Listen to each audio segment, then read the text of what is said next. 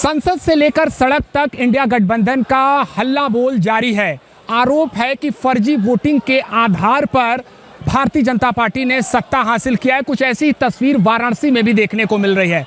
सैकड़ों की संख्या में कांग्रेस पार्टी के जो कार्यकर्ता हैं वो कचहरी परिसर पहुंचे हैं और इनका आरोप है कि वाराणसी में भी लोकसभा चुनाव 2024 में वोटिंग में गड़बड़ी हुई है। इसके अलावा इंडिया गठबंधन के जो सांसद कल गिरफ्तार हुए थे उनको लेकर भी ये नाराजगी जता रहे हैं। जिला प्रशासन को ज्ञापन सौंपा है। हमारे साथ कुछ कांग्रेस पार्टी के कार्यकर्ता जुड़े हैं, हम उनसे बात करेंगे।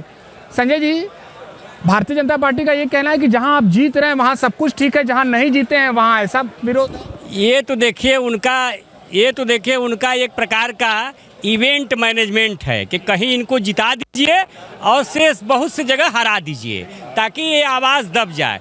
लेकिन जहाँ तक ये तत्काल इवेंट का सवाल है, राहुल जी ने एक प्रमाण दिया है। उन्होंने बताया है कि एक आदमी कैसे 4 जगह वोट देता है और एक एक घर में 80-80, 100-100, हजार वोट तक निकले हैं। तो ये प्रमाण है। प्रमाण पे चुनाव आयोग को हलफनामा देना चाहिए कि ये गलत है और वो अपनी वोटर लिस्ट दे।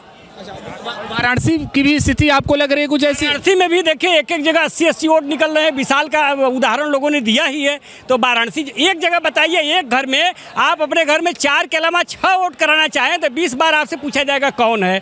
और एक घर में 80 वोट कैसे हो गए, ये किसने किया है और किसके इशारे पे किया, ये लंबी जांच का विषय है। भारतीय जनता पार्टी के पदाधिकारी हैं वो ये कह रहे हैं कि आप अगर यूपी में इंडिया गठबंधन ने बहुत अच्छा प्रदर्शन किया 2024 लोकसभा चुनाव में, वहां पर आप जीते तब कोई दिक्कत नहीं। हमने एक बाइट दिया था चुनाव के समय, आप ही को दिया था। उस समय मैंने कहा था कि यहाँ जो सीटें हैं 60 से 70 सीटें हम लोग जीतेंगे। अभी हमारी सीटें गठबंधन लेके 40 के आसपास हैं, तो और सीटें हमारी आती है, सरकार गिर जाती। जो नारेबाजी है वो जारी है। कुछ अन्य कार्यकर्ताओं से भी हम बातचीत करेंगे। भाई, सवाल हमारा ये है कि जहाँ जीतते हैं तहाँ ठीक है, जहाँ नहीं जीत रहे हैं वहाँ गड़बड़ है, ये आरोप। मैं परिचय दे दूं, मैं कांग्रेस का सिपाही हूँ, जिले में उपाध्यक्ष हूँ और मैं सन 22 में शिवपुर विधानसभा से चुनाव लड़ा था कांग्रेस पार्टी से। तो हम लोग इसके भुक्तभोगी हैं। इस समय जो चल रहा है, इस समय ये हमारे देश के लिए बड़ी शर्मनाक चीज़ है और ये बड़ा निंदनीय विषय है। ये विदेशों में इस बात की चर्चा हो रही है कि नरेंद्र मोदी जो देश का प्रधानमंत्री है भारत के, वो चोरी करके प्रधानमंत्री बने हैं। इस पूरा हंगामा मचा हुआ है, पूरे भारत में आग लगी है। सारे इंडिया गठबंधन के लोग एक हो गए हैं, सड़क पर उतर गए हैं और आज नहीं कल नहीं परसों इनको मजबूर होके इस्तीफा देना पड़ेगा और देश की राजनीति से इनको अलग थलग होना पड़ेगा। और लोगों से हम बात कर लेते हैं। आपको भी लगता है वकील साहब की कुछ गड़बड़ी है? कोई गड़बड़ी नहीं, जहाँ जीते वहाँ सही, जहाँ हारे वो सब गड़बड़।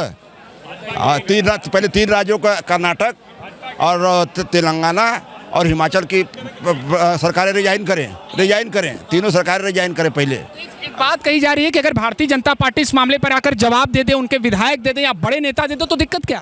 सरकार से क्या मतलब, चुनाव आयोग से मतलब, सरकार से क्या मतलब? चुनाव आयोग स्वतंत्र पार्टी है। चुनाव आयोग है कौन? एक मिनट, चुनाव आयोग है कौन? चुनाव आयोग सरकार का एक तंत्र है। सरकार बीजेपी वाले इसके वकील क्यों बने हुए हैं? अगर हम चुनाव आयोग से क्वेश्चन कर रहे हैं तो उसका जवाब चुनाव आयोग को देना चाहिए। संबित पात्रा या कोई और बीजेपी का आदमी वो क्यों वकील बना हुआ है? उनका किसका वकील बना है? चुनाव आयोग संवैधानिक संस्था है, उस पर इन्होंने आरोप लगा रहे हैं, जाकर वहाँ साक्ष्य दे अपना। एक सेकंड, इनका ये कहना है कि वो जब सवाल पूछा जाता है तो वो विपक्ष से ही सवाल करने लगते हैं चुनाव आयोग, जबकि उनको जवाब देना चाहिए। चुनाव आयोग ने जो मांगा है जाकर हलफनामा दे। जो कह रहे गड़बड़ी हुआ है, गड़बड़ी ये दे, हमने तो सबूत दिया। अरे दे भैया, काहे ये चर्चाओं का दौर जो है वो लगातार जारी है। आप देख सकते हैं कि यहाँ भारतीय जनता पार्टी की विचारधारा को भी मानने वाले लोग हैं, कांग्रेस पार्टी के भी विचारधारा को मानने वाले लोग हैं, लेकिन सवाल जो है वो 2024 लोकसभा चुनाव में जो वोटिंग हुई उससे जुड़ा हुआ है। फिलहाल देखना यह होगा कि इस मामले का निष्कर्ष क्या होता है। इसके लिए वाराणसी से निशांत चतुर्वेदी।